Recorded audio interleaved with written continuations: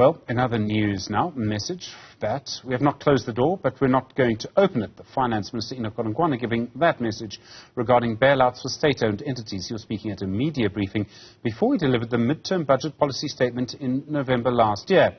But with electricity and logistics central to the country's growth, analysts are now worried that the end of bailouts is not yet on the horizon. The poor financial health of state-owned entities has strangled the fiscus, with the National Treasury having to bail out entities such as Eskom, SOE and Denel for billions of rands through guarantees and cash. Eskom is still needing a lot of funding to survive. And then we've got Transnet. Transnet needs to upgrade their corridors, their transport corridors. They have to upgrade the ports. Since 2022, the National Treasury took over a portion of Eskom's 400 billion rand debt with a 254 billion rand debt relief package over 3 years from 2023. Transnet received a 47 billion rand guarantee facility for its recovery plans, less than half of what it requested.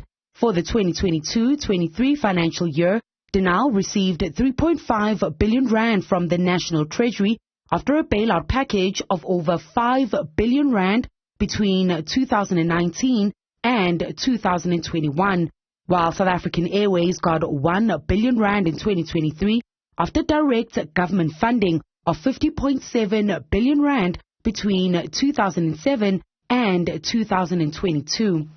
How are we arresting this decline, particularly around as I referred to the inefficiencies? Now, interestingly, we, for instance, have normalized the idea that state-owned entities, every year come with a begging bowl and they need to be bailed out. Mayor says out of all the entities, Eskom is the growth ceiling for the economy. He explains that as soon as the economy picks up pace, the demand for power leads to intensified load shedding, crippling businesses, and says there is only one solution. We cannot continue like this. Eskom, the management of Eskom and the other SOEs are not up to standard. And I would suggest that very, very rapid privatization of these companies needs to be done.